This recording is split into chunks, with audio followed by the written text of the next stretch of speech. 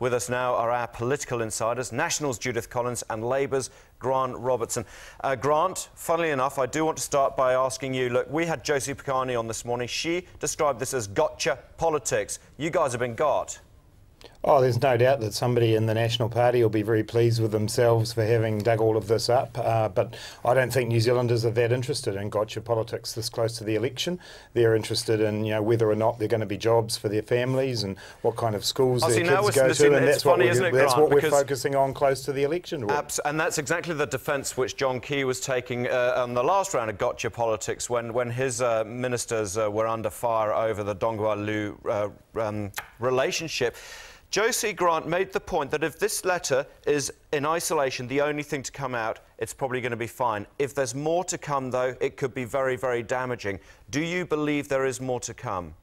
I've got absolutely no idea about that, Rawdon. I mean, the letter in and of itself, as you say, is something written 11 years ago, something that I think I heard Judith talk about on this show not too long ago that a lot of MPs do. Yeah. But that's not the focus for me or for the rest of the Labour caucus. We're focused on talking about our policies.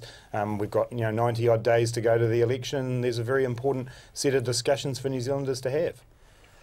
Judith, where do you think this leaves David Cunliffe? I mean, it's 11 years ago. It's a relatively innocent letter written by a politician 11 years ago. So surely we just let it go. Well, I think the issue here is that having played gotcha politics for the last 3 or 4 months, as David Cunliffe and the Labour caucus have done, it's very difficult now for them on this. But my view has always been people of New Zealand actually prefer us to focus on the economy, on law and order, health and education, things that matter to them. But it is a difficult position for David Cunliffe. Do you think he's lied over this, Judith? Well, I think the difficulty for him is that he's asked New Zealanders to trust him, and he's said that on numerous occasions, and I think what they're seeing is that they really can't trust him. But look, I think, I don't know what else there is to come, but I've got a feeling that there might be more, and the way that David was acting yesterday, I think he might know too. That's interesting, isn't it, Grant? Because that's what everyone's now looking at. Is there more? Because the trust issue is at the heart of this. I mean, we've seen a lot of politicians this year, last year and forever forgetting things conveniently from both sides of the House. It's whether there is more to come and whether we think that there's a bit of a cover-up by your leader. Well, I think, as you've stated yourself, Rawdon, this was 11 years ago. It was there was an attempt by David to find out whether or not there was any correspondence. None was found. It subsequently was. Clearly, he said yesterday that that was unfortunate.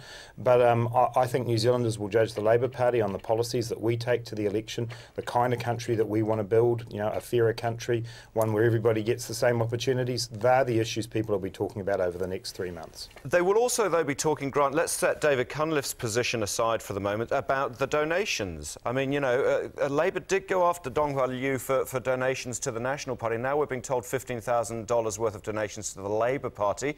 My question is to you, do you think $15,000 is it? Do you think there were more donations that we are yet to hear about? Again, not something that I have any involvement or any information about. Clearly, the $15,000, if that was donated, was at a time before changes were made to the electoral finance rules, so it'll actually be particularly hard to identify if it did happen at an auction, which is what's been suggested. So I don't know about that. What we do know is that we now have quite different rules about donations that are a lot clearer, and we can see a lot more clearly what has been going on. Judith, your thoughts on the donation side of this? As Grant's just said, hold on, this is, we're going back quite a long way, pre-electoral change, pre-electoral rule changes. Well, I think that it depends on what else comes out about donations, if there is anything else. And the other thing Have you heard anything else? Well, I've heard that there are rumours around about it, and having said that, there are a lot of rumours around. Well, the thing is, I'm not repeating rumours until I see the proof. But I think it's important to focus on the big issue here, which is that David Cunliffe has repeatedly asked New Zealanders to trust him on these issues. We've had them now denying that they received $15,000 from Dongwa-Lu. Who knows what else is going to come out on this? And the fact is, if it didn't go to the Labour Party, did it go to someone else? If it did go to the Labour Party, why have they got no record of it? And it is a very, very difficult position for David Cunliffe now. But look, it's up to his caucus as to whether or not they keep him. And as far as I'm concerned, I'm focused on what my policies are when it comes to justice, ACC and ethnic affairs. And Grant, David Cunliffe has sent a message to the caucus saying, look, I have the backing of my MPs, so take that into account. Just a question for you, though, and it's mere speculation. If he were to step down as leader, would you throw your hat back into your name back into that hat back into the ring? I don't know what the phrase is. Would you want to be the leader?